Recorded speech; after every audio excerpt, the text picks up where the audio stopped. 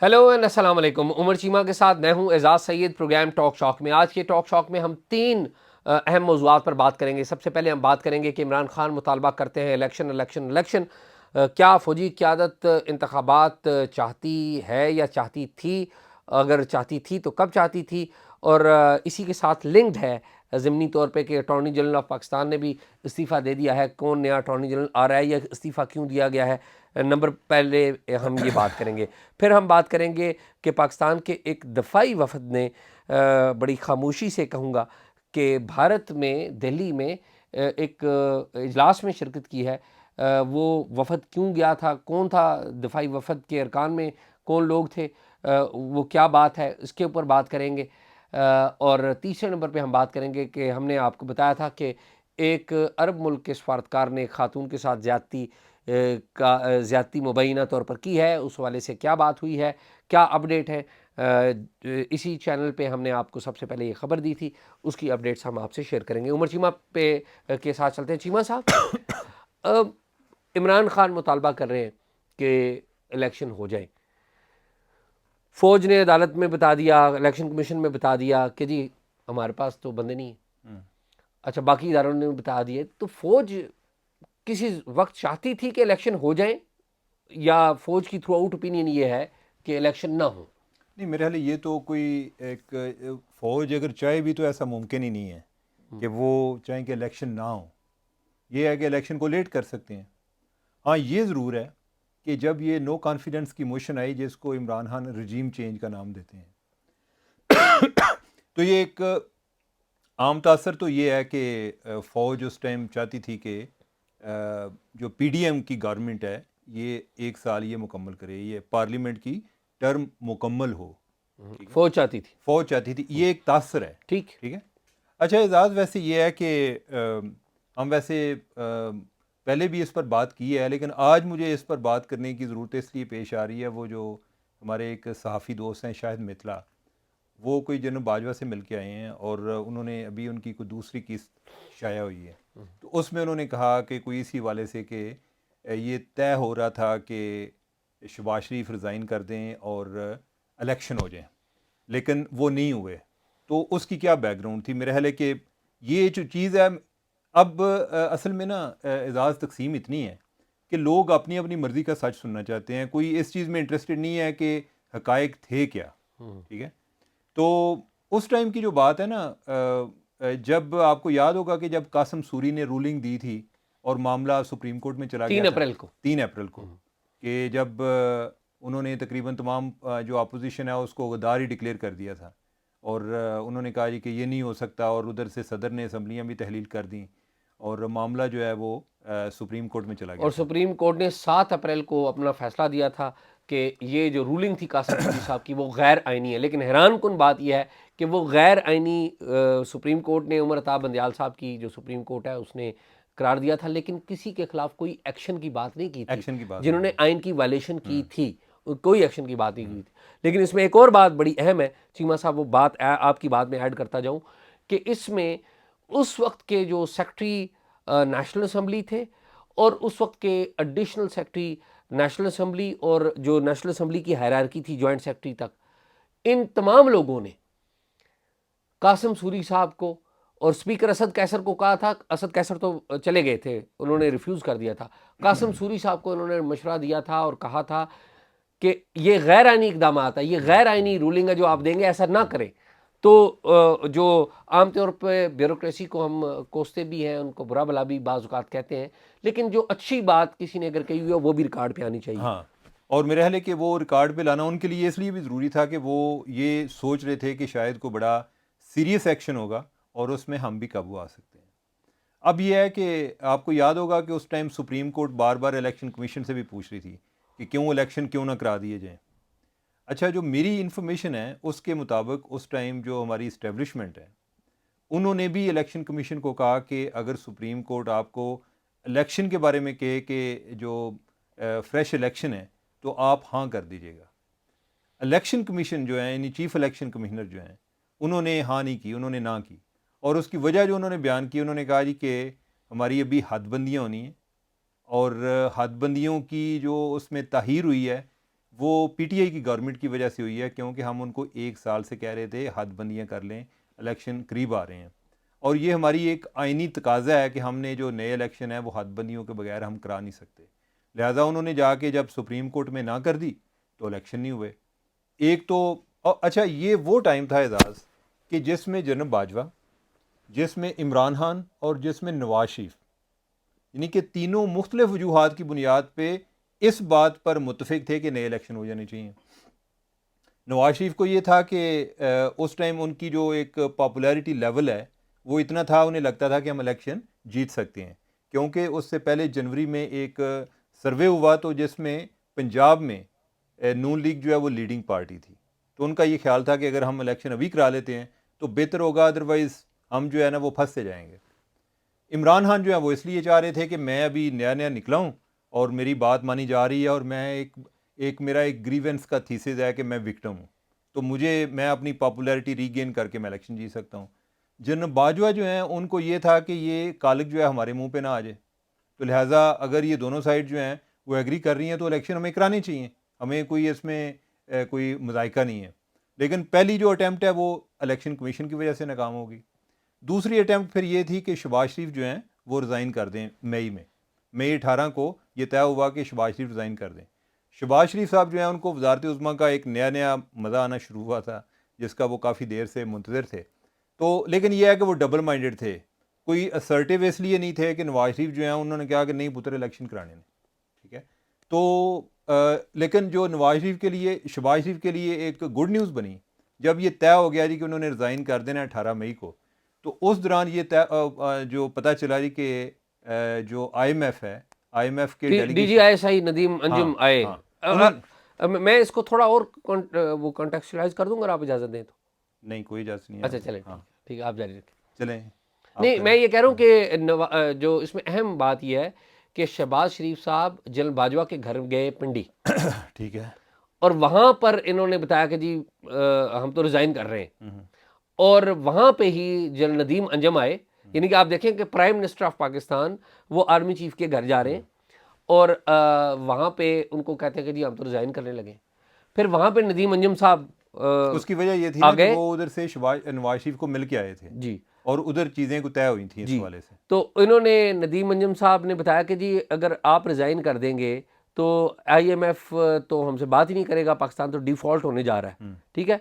तो इस वजह से ये फिर नहीं हुआ। नहीं, मैं वो ठीक है, ये चीज़ पहले तय हो गई थी। ठीक जो DGI से हैं वो उसके बाद आए हैं ठीक और उन्होंने आके ये सरप्राइज़ दिया। उन्होंने कहा जी कि 22 को तो IMF आ रहे हैं, उनके साथ मीटिंग है दोहा में, तो लिहाजा अगर गवर्नमेंट तहलील हो जाती है तो फिर कौन उसके साथ मुज़ाकरात करेगा। तो लिहाजा एक तरह ये एक खुशखबरी थी शहबाज शरीफ के लिए कि गवर्नमेंट बच गई है, ठीक है, एक अच्छा बहाना मिल गया। रिलीफ।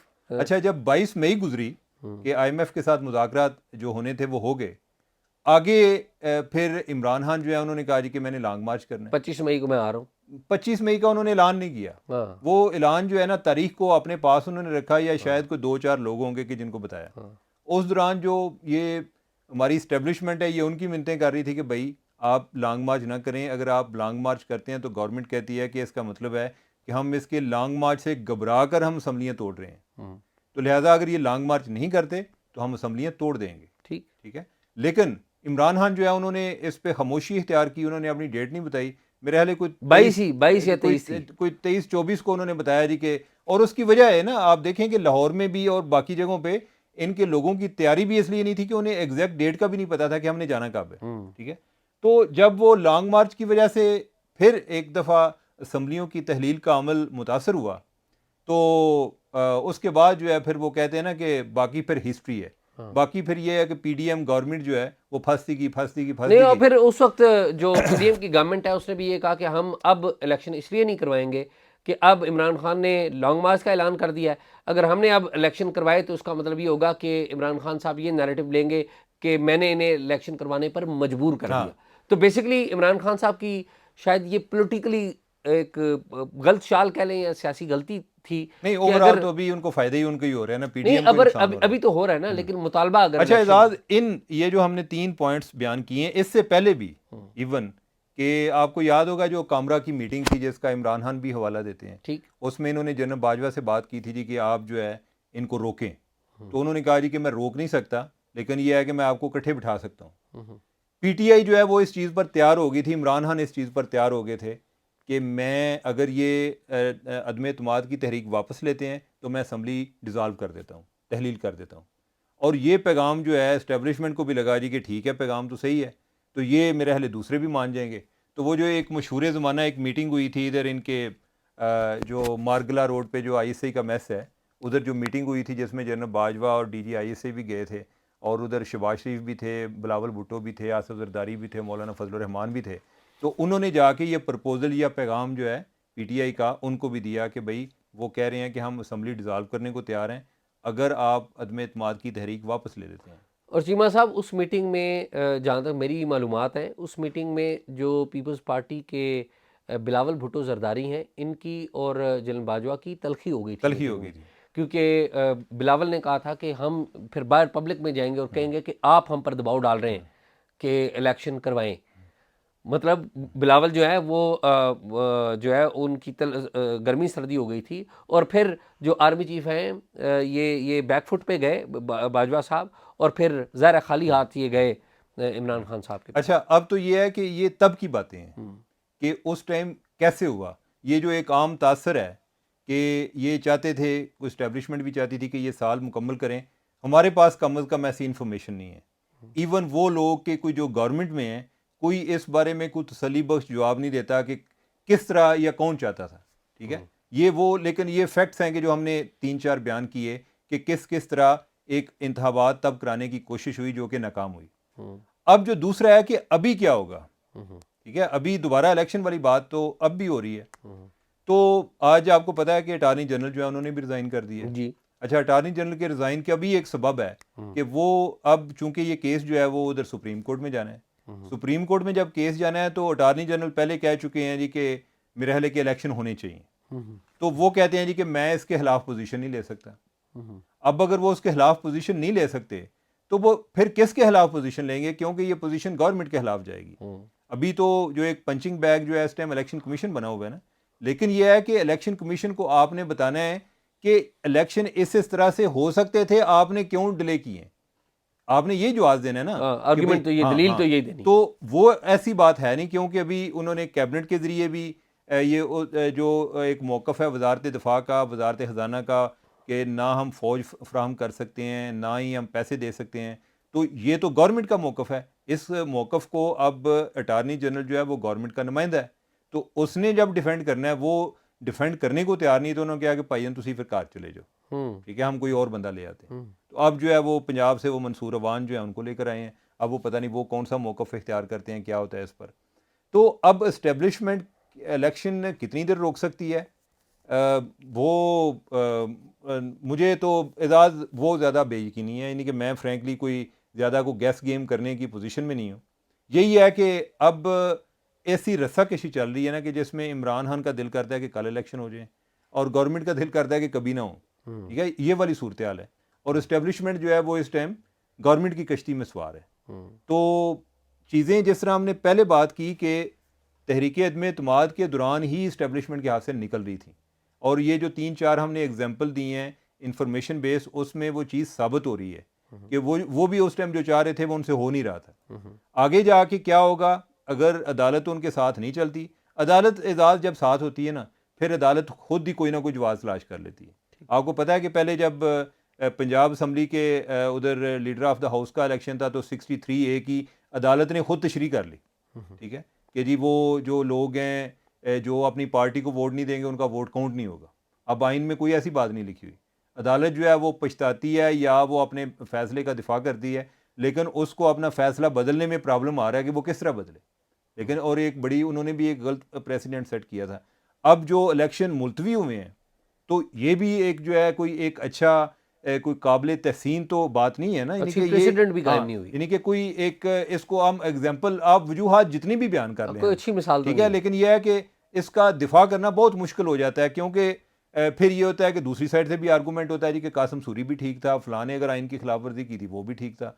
तो यही बातें जो हैं वो चलती रहेंगी, और जब तक, और मैं ज़्यादा आपको बताऊं कि इस मसले का हल अदालत नहीं है, इस मसले का हल सियासी है कि जो लोग इसके सबसे बड़े स्टेक होल्डर हैं वो सियासी जमातें हैं। ठीक।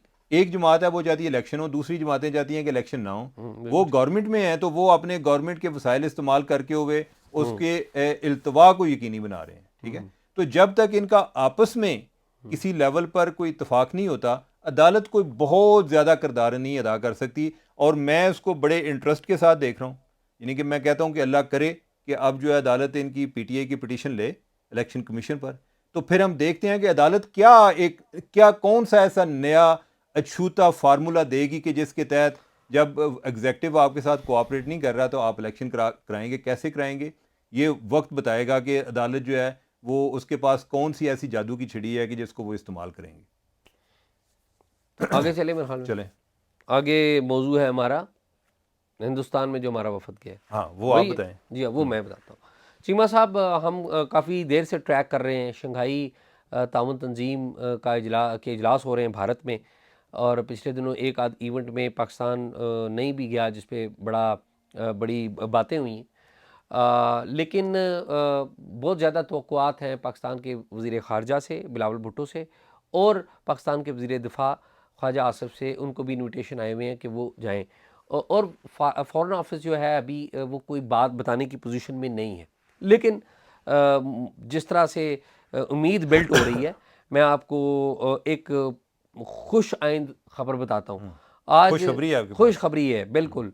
आज सुबह मुमताज़ ज़हरा बलोच है, जो पाकिस्तान की वजारत ख़ारजा की तर्जमान है, उनकी हफ्तावार ब्रीफिंग थी, मैं था उधर, तो वहाँ पर इसी मौज़ूआत पे सवाल होते रहे। तो उन्होंने एक हल्की सी बात की कि पाकिस्तान का एक वफ़द जो है वो गया है हिंदुस्तान में।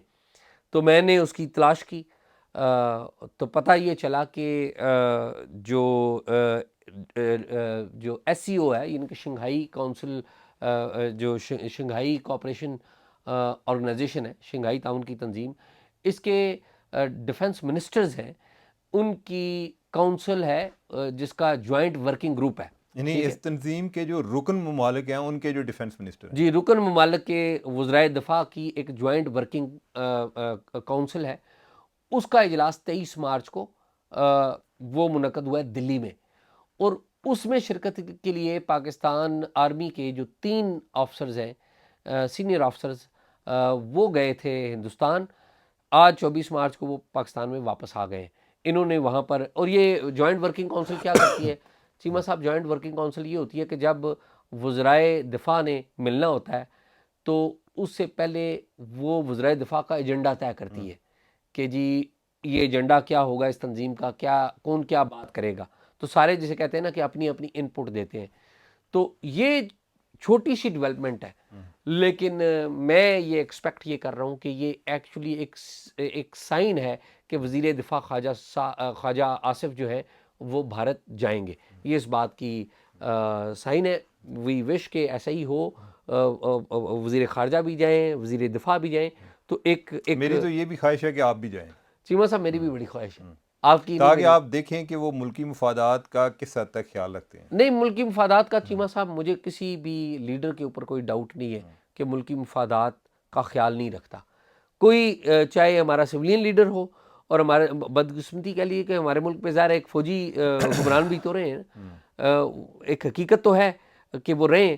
तो मैं नहीं डाउट करता कि किसी फ़ौजी हुक्मरान या जो फ़ौजी डिक्टेटर था माजी में उसकी, या पाकिस्तान के सिविलियन हुक्मरान, उनकी नीयत कोई पाकिस्तान के मफादात के वाले से कभी ख़राब नीयत नहीं का है। मेरे ख्याल प्रॉब्लम नहीं होता, विजन का होता है विजन का प्रॉब्लम कि होता है। हर एक का एक अपना अंदाज होता है जी कि नहीं इस तरीके से हमारे जो मफादात हैं उनकी बेहतर वो हम हासिल कर सकते हैं। चीमा साहब, आप ये देखिए कि आज तक पाकिस्तान ने जो सफारती महाज पर सबसे ज़्यादा गेंस जो हासिल किए हैं वो हमारे सिविलियन लीडर्स के दौर में हुए। सबसे ज़्यादा गेंस हमारे फ़ौजी हुक्मरान हैं, फ़ौजी डिक्टेटर्स जो हैं वो भी गए, उन्होंने भी बड़े पैमाने पर, मुशर्रफ साहब ने सबसे ज़्यादा, मुशर्रफ साहब ने कोशिश की। शुरू में सबसे ज़्यादा ये जंगजू जाने जाते थे, कारगिल में जंग की, लेकिन बाद में ये ज़्यादा अमन के लिए कोशा हो गए, जनरल जब शांति बन गए। जनरल शांति बन गए।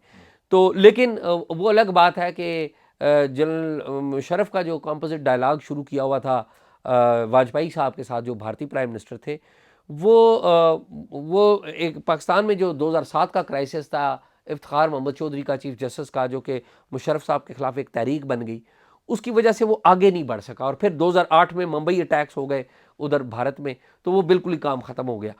अगर वो जारी रहता, मैं चीमा साहब मैं आपको बताऊं कि वो पाकिस्तान और ये ख़िता और हिंदुस्तान ये बहुत तेज़ी से आगे बढ़ते हैं। शाही बस कहते हैं ना, अगर की तारीख में कोई जगह नहीं है, अगर और लेकिन दोनों की, हाँ लेकिन if and but, there is no space of if and but. तो ये है चीमा साहब ये वाली कहानी। तो let's hope for the good. तो बाकी वो जो सऊदी सफारतकार का क्या बना है? हाँ जी चीमा साहब, हम नाम छुपाते रहे, अब चूंकि सारी जगहों पे आ गया तो अब हमने सबसे पहले इसी प्रोग्राम में बताया था कि एक सफारतकार है जिसके ऊपर इल्ज़ाम एक खातून ने, लाहौर की खातून ने आयद किया कि उसके साथ ज़्यादती की गई है। फिर उस खातून का मेडिकल हुआ, मेडिकल की कापी उस खातून को नहीं दी गई। आज जो वजारत ख़ारजा की तर्जुमान है मुमताज़ ज़ारा बलोच साहिबा, उनसे भी ये सवाल हुआ। स्टोरी तो हमारी थी और स्टोरी हमारी के ऊपर किसी साथी हमारे ने सवाल किया, तो मैंने कहा कि उस पर अपडेट लें। मुमताज़ ज़ारा बलोच साहिबा जो तर्जुमान है वजारत ख़ारजा की, उन्होंने कहा जी हम इस मामले पर इन्वेस्टिगेशन हो रही है और हम पुलिस हुकाम से राब्ते में हैं। बस इससे आगे कुछ नहीं कहा उन्होंने कि कौन था, अब आपने नाम ले दिया।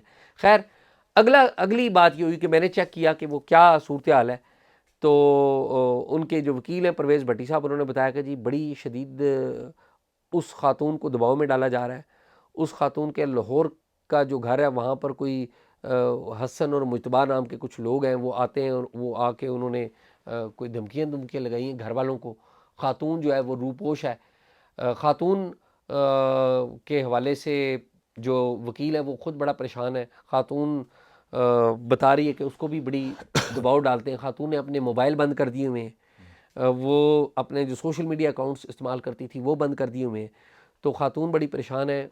वकील साहब ने मुझे ये बताया कि ये कहा गया है वजारत ख़ारजा की तरफ से कि हम इन्वेस्टिगेशन हो रही है और हम उनसे राब्ते में हैं। और सूरत हाल ये है कि वो खातून पहले 3-3 घंटे तवील पुलिस वालों को अपने बयानात रिकॉर्ड कर चुकी है। और अब पुलिस के जो SHO हैं थाना सेक्रेटेरिएट के, वो बार बार इनको फ़ोन करते हैं कि वो खातून को पेश करें, खातून को लेके आएँ। और इनको ख़तरा है कि अगर वो खातून को सामने लाया तो खातून को गायब कर दिया जाएगा या अगवा खातून हो सकती हैं। तो अभी ये बड़ा अहम मामला हो चुका है, बड़ा नाजुक मामला हो चुका है। वी विश उस खातून को इंसाफ मिले और तमाम मसाइल जो हैं उसके हल हों। तो लेट्स सी कि क्या होता है। बात एंड पे वही होनी है जो चीमा साहब आपने शुरू में तज्जिया किया था, अंदाज़ा लगाया था कि ले दे पे बात होगी, लेकिन खातून ये ख्वाहिशमंद है कि उसके साथ शादी कर ली जाए। वो सऊदी सफीर जो है, सऊदी सफारतकार, वो जो अरब मुल्क का सफारतकार है, वो खातून ख्वाहिशमंद ये है कि उसके साथ, पढ़ी लिखी खातून है, BCom किया हुआ उन्होंने। तो आई डोंट नो क्या होगा, लेकिन जो है अब ये बात आउट हो चुकी है। आपके ख्याल में क्या होना चाहिए? चीमा साहब, मेरा ख्याल ये है कि खातून जो है वो ख़ुद डिसाइड करे कि क्या वो केस परसू करना चाहती है तो बिल्कुल ठीक है, या अगर किसी और तरीके से वो इत्मीनान होता है उसको, ये खातून का राइट है। ये इस पे मैं और आप अपनी राय ना ही दें तो बेहतर है। तो होप के ये मसला हल होगा। एंड आई बिलीव के जो भी मुल्क इसमें इन्वॉल्व है उसके हुकाम भी इसको सीरियस लेंगे। मैंने आपको बताया था कि एक पाकिस्तान की जो गवर्नमेंट के एक सीनियर वज़ीर ने मुझे कॉल की थी और उन्होंने कहा था कि उन्होंने हमारा ये व्लॉग देखा था, तो उन्होंने कहा था कि वो भी मुतलका जो पाकिस्तान के जो मुतलका कंसर्न लोग हैं इस हवाले से, वो उनसे ये मामला उठाएंगे कि ये मामला हल हो। तो वी होप कि ये मामला होगा, क्योंकि अल्टीमेटली हमारा एक दोस्त मुल्क भी है, दोनों मुल्कों के दरमियान ताल्लुकात भी हैं, लेकिन ये एक जुर्म भी हुआ है, अपेरेंटली ये जुर्म भी हुआ है। तो it's a difficult situation for Pakistan. तो मेरे हाल चीमा साहब बात मुकम्मल हो गई है। तो नाजरीन, उमर चीमा की और मेरी गुफ्तगू आपने सुनी, हमने मालूमात देने की कोशिश की है। आपने हमें कोई मालूमात देनी हो तो talkshock777@gmail.com पे हमें दीजिए। हमारा प्रोग्राम देखते रहिए।